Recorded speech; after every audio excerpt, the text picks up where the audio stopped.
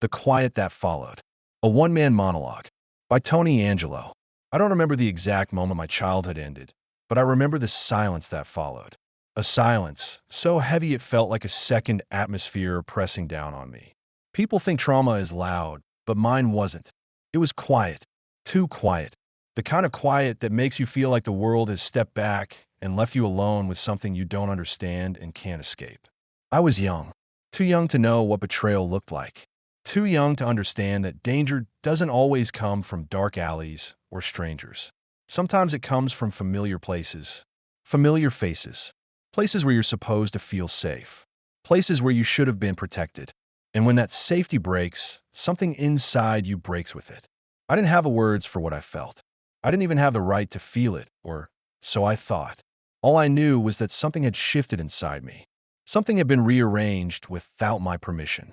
I felt myself leave my own body, like I was watching from somewhere far away, like I had become a witness to my own undoing. And afterward, I didn't cry. I didn't scream. I didn't run. I folded into myself, into silence, into a version of me that knew how to disappear. I carried that silence everywhere. Into school, where I sat too still. Into locker rooms, where jokes about being a real man felt like knives. Into family dinners where laughter echoed around me, and I felt like a ghost in my own skin. I learned to smile, to perform, to be fine, because the truth felt like a bomb I couldn't afford to drop. I didn't want to ruin the family. Didn't want to be the reason people looked at me differently. Didn't want to be the boy who made things uncomfortable. So I became the boy who swallowed everything. But swallowing doesn't make it go away. It just buries it deeper. And buried things rot. They twist. They grow roots. They become part of you in ways you don't see until it's too late. As I got older, the confusion grew teeth. I started questioning everything. My reactions, my desires, my identity, my masculinity, my sexuality. Not because of who I was attracted to, but because trauma had tangled everything together in a knot I couldn't untie. I wondered if what happened meant something about me. If it changed me. If it revealed something I didn't want to see. If it erased something I thought I understood. I hated myself for even asking those questions, but they wouldn't stop. They echoed in the quiet moments. They screamed in the loud ones. I felt like an outsider in my own gender. Like I'd been pushed out of the club before I even knew the rules. I felt like I was living in a body that had betrayed me. A body that had been used against me. A body that no longer felt like mine. And when your body doesn't feel like yours, your identity doesn't either. Young men don't get space to be confused. Young men don't get space to be vulnerable. Young men don't get space to say, I don't know who I am right now. After what happened, I didn't just lose my sense of safety, I lost my sense of self. I didn't know where I fit anymore. I didn't know what category I belonged in. I didn't know if I was allowed to call myself a man when I felt so broken, so shaken, so unsure. And the world around me didn't help. Boys my age talked about girls like trophies, talked about sex like a sport, talked about desire like a competition, talked about masculinity like it was something you could earn by pretending you weren't afraid. And I sat there thinking, if they knew what happened to me, would they still see me as one of them? Or would they see me as something else, something less? I didn't know how to be around girls. I didn't know how to be around boys. I didn't know how to be around myself. And the pressure kept building. Pressure to date, pressure to be confident, pressure to be sexual, pressure to be sure. But I wasn't sure of anything. And then came the darkness. Not the dramatic kind. Not the kind that storms in with thunder and lightning. No, mine seeped in slowly, quietly, like ink spreading through water. There were days when the world felt like it was made of concrete. Heavy, cold, unmoving, and I was trapped underneath it. People think depression is sadness. It isn't. Sadness has shape. Sadness moves. Depression is the absence of movement. A stillness so thick you can't tell if you're breathing or just remembering how. I woke up some mornings and felt like the air was too heavy to inhale. Like the day was already lost before it even began. Like I was walking through a life that didn't belong to me anymore. And the worst part? No one saw it. Not really. Friends told me to shake it off, to man up, to stop living in the past. They said it with love, but love without understanding can feel like a blade. Family told me to pray harder, to be grateful, to stop dwelling. They told me I was strong, as if strength was a cure, as if strength could erase the memories that woke me up at night with my heart pounding and my breath trapped in my throat. They didn't understand that trauma doesn't care how strong you are. It doesn't care how much you pray. It doesn't care how much time has passed.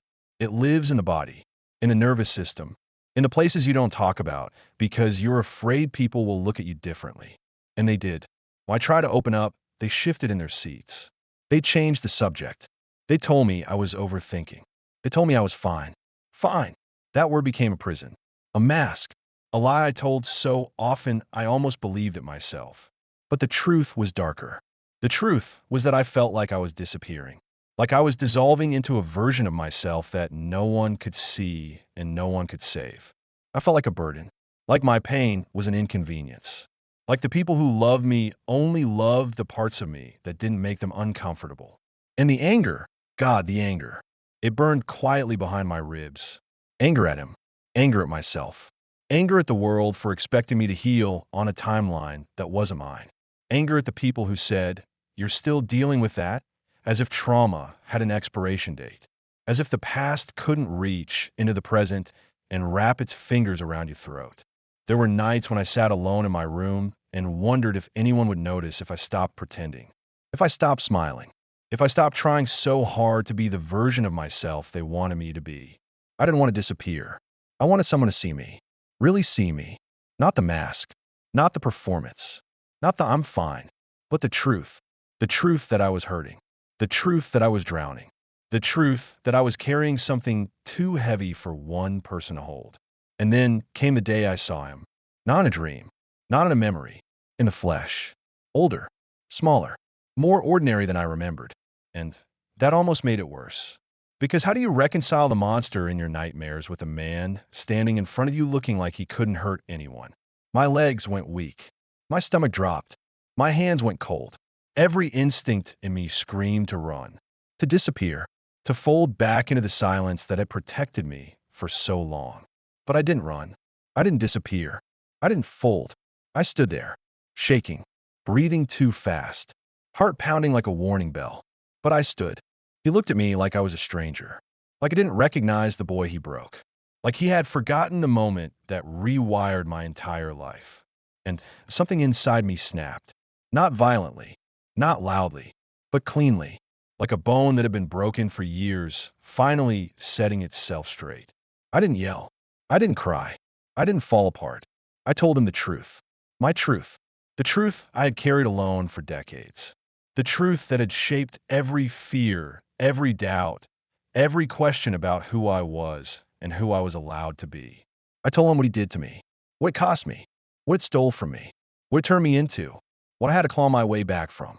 He said nothing, not a word, not an apology, not a denial, just silence. And in that silence, I realized something I should have known all along. I wasn't confronting him to get answers. I wasn't confronting him to get closure. I wasn't confronting him to hear him say he was sorry. I was confronting him to prove to myself that I wasn't afraid anymore. Forgiveness didn't come that day. It didn't come the next day. It didn't come for years. Forgiveness wasn't a moment. It wasn't a conversation. It wasn't a handshake or a hug or some neat emotional resolution. Forgiveness was a war. A long, brutal, internal war between the part of me that wanted to hold on to the anger because it felt like armor and the part of me that knew anger was just another way of carrying him. I didn't forgive him because he deserved it. He didn't. He never will. I forgave him because I deserved to stop bleeding. I deserved to stop waking up with a shadow in my chest. I deserved to stop letting him live in the quiet corners of my mind. Forgiveness didn't make me weaker. It made me stronger because it meant I could finally walk away without dragging the weight of him behind me.